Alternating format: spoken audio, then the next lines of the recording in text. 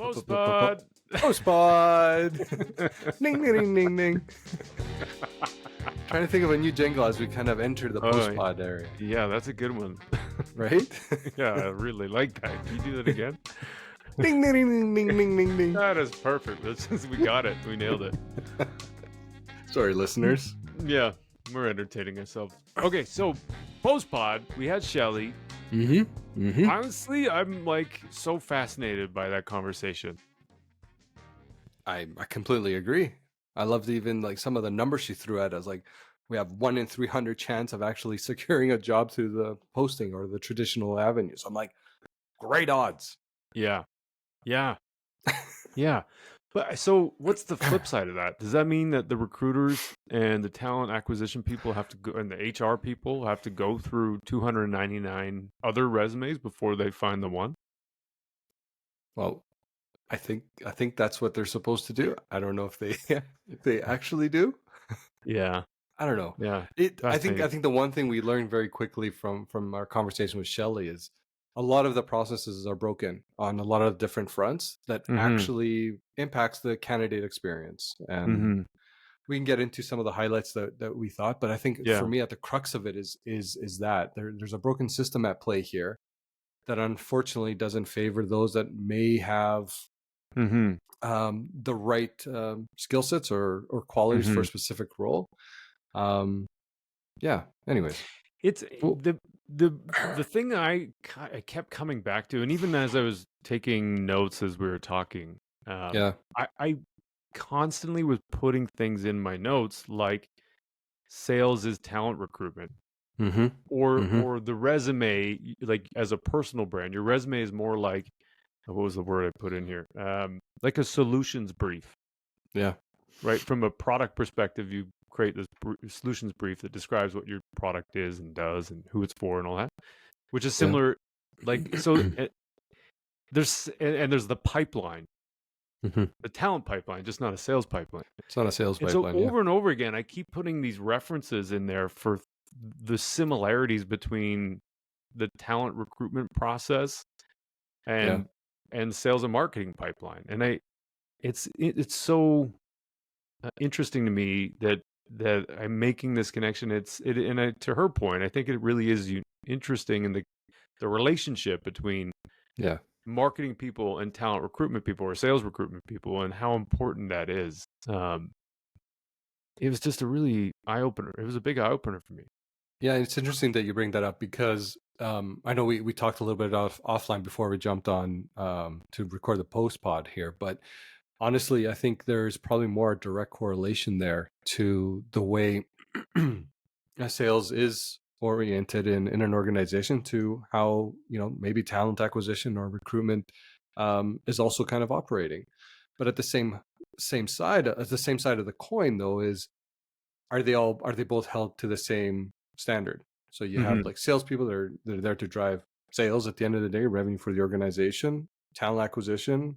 Are they getting compensated on the amount of leads that they generate, the quality of leads?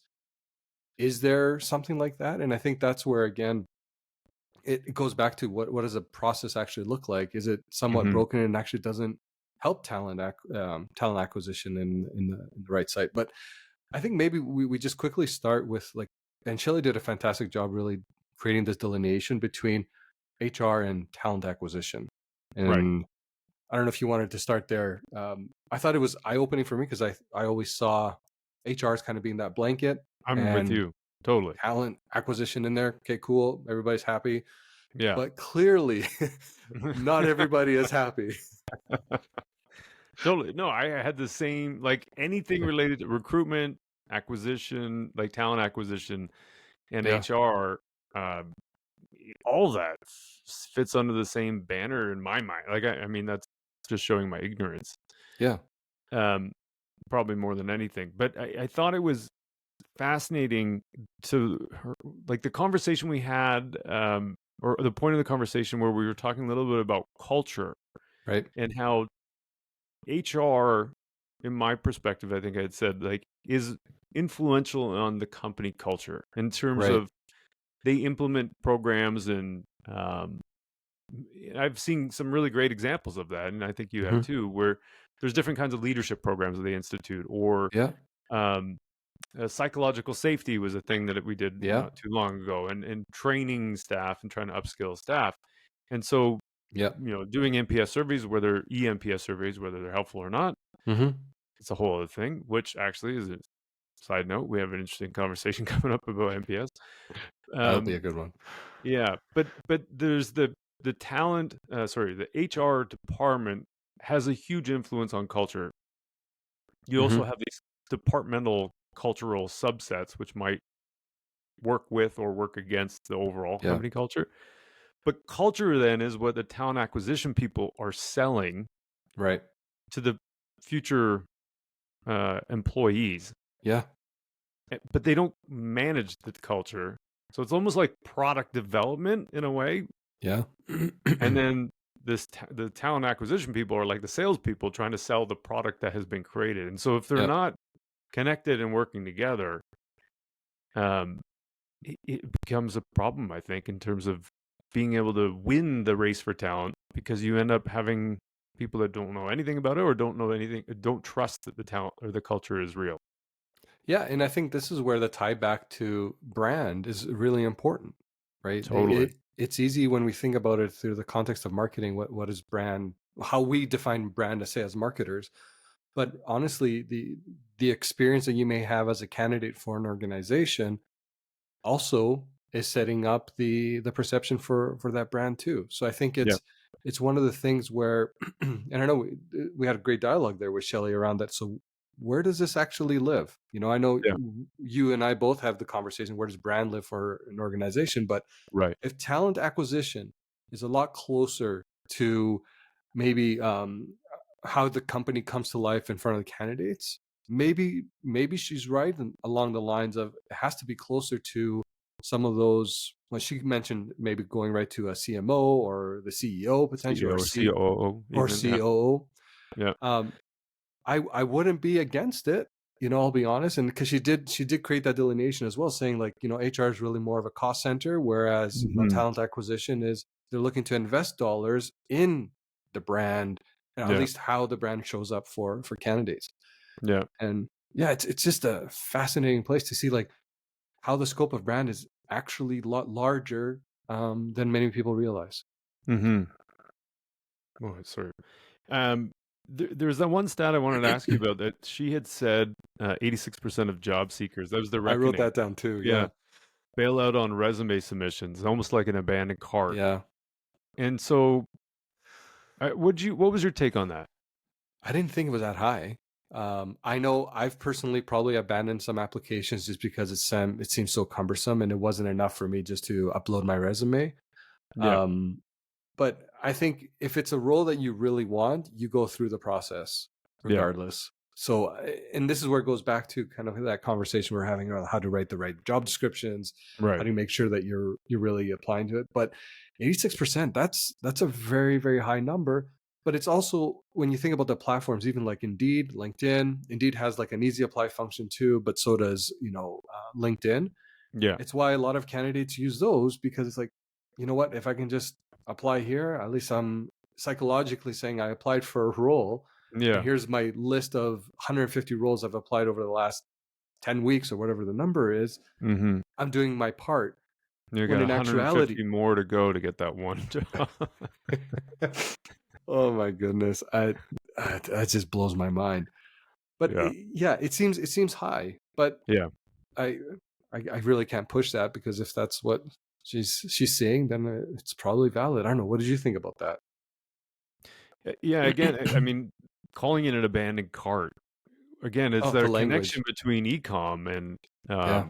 and talent acquisition. Yeah, fair. So the language part was interesting to me, because then I started thinking about like customer experience and click paths and the customer journey and the Yep. user experience that they have, and all those things go into um, creating that brand experience. And then on the other end of that, you've got what Mhm. did you call it? A recruitment administrator that's a entry level person Yeah. that's trying to understand and sort through the language on some of these resumes that they may or may not understand. And Yeah. so all of that is part of the talent's brand experience with that company. Yeah. And I, on the sales side, because there's dollars tied to it at the end, or the sales and marketing side, there's revenue and profit and attribution models and all that kind of stuff. And you Yeah. look Yeah. for Yeah. ways for constantly improving that all the time. Optimizations. Yeah. I don't know, because there's not money. Usually you're spending money to bring talent in. Yeah. I don't know if there's the same interest in optimizing the brand experience. I would venture to guess it's probably more of an afterthought for many organizations. They probably perceive that if the brand is large enough on its own. Think about this. Actually, let me pose a question to you. When a recruiter asks you your top 3 companies that you'd potentially be interested to work for, Yeah. what are the 3 companies that usually come top of mind? Truthfully, it's the companies that I've heard of. Right? Like, so now we're going back to mental availability, Right? right? That's exactly where I was going with this. It's the companies that you've heard of. It's Yeah. companies that are likely have large marketing budgets, so you're seeing them everywhere. Right. That you'd be like, you know what? It must be great to work for them because I see them ever, so it means they have deep pockets. So I'd love to be a part of something like that. It's Totally. never so. Maybe there's organizations that say, you know what, this is enough for us, and we don't have to invest on the other side. Yeah. But I know you and I both had a shared experience where we went through the recruitment process of a startup, but Yeah. it was such a great experience Yeah. that we look at the brand through a positive light. Yeah. Shout out to Mint Smartwash. Yeah, man, been smartwash. But but they've intentionally thought about their process. And I think, Yeah, to your point, like putting Lever in place, or one of the other systems that's available, isn't necessarily just because you did that and invested in that doesn't necessarily. I know it solves a problem probably around volume, but it's not right. necessarily around like a solution around brand. Yep. And so in some ways, I almost, from a candidate experience and even from an employer experience, when I was hiring, I would say, like, I almost would have preferred just to reach out to people, Yeah, or have many, many fewer applications, totally. um, than have to go through 300-400. That, she's right. Like, there's so many people that were applying that had, it seems like they were applying to anything. Like, Yeah. if there's a job posted, they were applying. And so there's, I don't know, half of the 300 resumes that I saw were like that. Yeah, and I think that's where the conversation then we kind of dove into, the role of a recruiter, a genuine recruiter, where it's, she really kind of hinged on a few things, saying like they're building experiences to help building relationships. It's something that you work with a recruiter over a long period of time. It's a relationship that works over time. And unfortunately, like I haven't had that experience yet. And maybe I just haven't found the right individual to represent me, or, I Hmm. don't know potentially what that is, but I think there is an element here where we as candidates need to hold recruiters maybe to a higher standard as well. Yeah. Um, and it has to work both ways. So on the one side, you want to work and help build, the profiles of you, so then they can take to market, but also them investing that time in you is also important because, like I said, you can talk to 15, 20 different recruiters. They're all quote unquote working for you, helping Yeah. you, Yeah. but who have you actually developed a meaningful relationship with, that in a moment's notice, something crosses their desk, like, oh my goodness, this is going to be perfect for Mark. This Right. has Mark written all over it. But they Right. may have 200 different candidates. Right. So I think that's Yeah. something for me that really stood out in the conversation, and really kind of finding that right, I guess, recruiter for you Yeah. could go a long way. Yeah. And the other part, just going back to that idea around mental availability that we're talking about, like, Mm, honestly, um, I made a note here about placements. So mm, if I'm and she mentioned running great ads. Like, yeah, if I'm trying to recruit talent, the yeah, right talent, mm-hmm, and wanting to win the race for that talent, um, a job posting is one thing, mm-hmm, and I know there's sometimes cost to do that, sometimes not, yeah, but having the ability to position the company a specific way that's gives me a reason to want to think about them. Like supporting a job posting with ads is super helpful because as a candidate, like tell me You're what right. percentage of people you think or companies you've ever heard of that you're applying to before applying to that job. There's not many. Like you look at the job postings and you're trying to match a title potentially to a job description. Like, hey, this might work. What does this company do, by the way? Right. Because I guess the ones that we are top of mind, or sorry, the companies that are top of mind that you may have a better understanding, maybe they're not, they're not always looking for the roles that you may, or they have a really big pipeline, so they're able to really kind of promote from within, so nothing really becomes externalized as well. Mm-hmm. Yeah. So as a candidate, I'm going to think about. Let's say I'm the greatest talent, piece of talent, piece of talent. Piece of talent. That's the dumbest way to say that. Let's say I'm for I love whatever, it. like for argument's sake, I'm the best candidate on the planet 100%. for some kind of job. Yep. I'm as a candidate, I'm Mm-hmm. gonna have on my list like maybe Telus, maybe it used to be Shaw. And speaking in Calgary, Telus, Yep. Shaw, WestJet. FPL was at one point, WestJet. Yep. Those are the big ones. Here in the city, yeah, those are the big Yeah, ones. maybe a little Petro Canada on the Oh yeah, tech yeah. side. Maybe there's like Atco. some, yeah, ACO. So there's like a handful of companies that are in that space because they are big and Yep. everybody's kind of heard of them, seen them, know that they exist here and that kind of stuff. Yep. Outside of that, Mm-hmm. I'm like you're taking a risk if you're on the brand side trying to recruit me being the greatest piece of talent that exists for this. I love that. Like you're not only racing to try and get me, but you're it's a bloodbath to try and get me Yeah. because I've never heard of you before. And Yeah. unless I stumble across you, like you're gonna have to do a lot in the recruitment process Totally. to try and get me because you've just never heard of me. Yeah. So like I think there's something there around like in general, companies generally believe on the marketing side, and I think this is true, especially true, but I also Yeah. think on the talent brand, it's more true, I would say now to me than ever before, Yeah. is that start from a point of view that nobody's ever heard of your company before. Yeah. And then from there, build out a plan around recruitment. I love that actually. Yeah. It's if you think about it, it's actually very similar when you're thinking about going to market for a new product or service.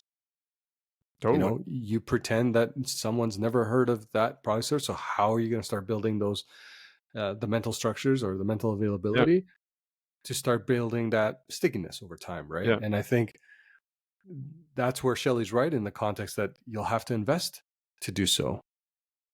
Yeah. Takes Well, money. even as crazy as this is going to sound, there are people that have never heard of Coke Yeah. and Nike and Apple and all those kinds of, Yeah. especially younger people that are like just learning how to Yeah. speak and 3-year-olds and all that kind of stuff, right? Yeah. Yeah. Yeah. Yeah. But if you think about that as being new and emerging talent that is Yeah. coming out of school and all that kind of stuff, there's a whole bunch of group of people in the planet that don't know your company, even if you're the biggest company in the world. Yeah.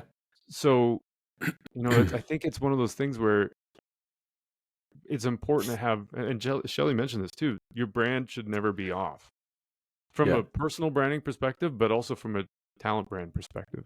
Yeah. The one thing and that I really enjoyed is when she started highlighting some of the things like as candidates that we should be looking at and looking to Yeah. do. And she really highlighted, make sure that you're really active with your network. Obviously, that seems like obvious, but I think Yeah. like when everyone is working and you're not looking for work, you probably aren't networking the same way. You're not checking Totally. in. You're not really kind of So that's something that I took away.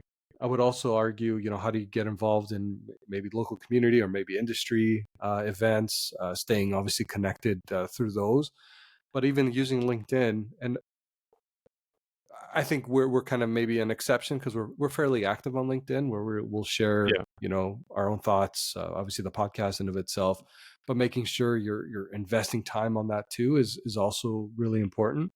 Mm-hmm. And yeah, and I think like we're quick to forget sometimes that all of this takes nurturing and it takes time. And you, I think you and I both have come to the realization that our next gig is likely going to come through our network.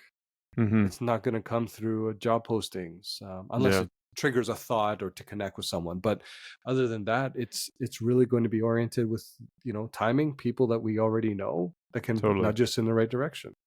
Yeah, and it's a great point about that you made, V, about the networking component and always doing it, especially when you're already in a job.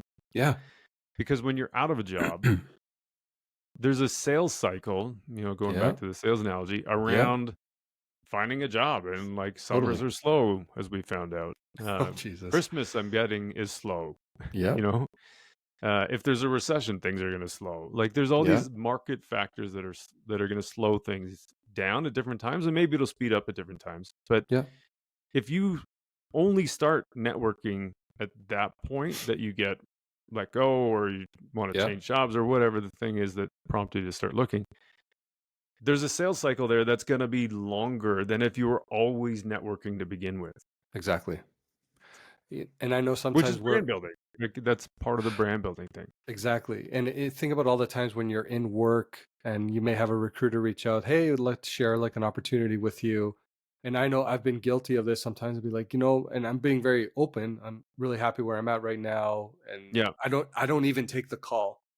But in hindsight, I should still take the call. Not because I want the role or it excites me, but I'm potentially meeting someone else and I'm expanding my network.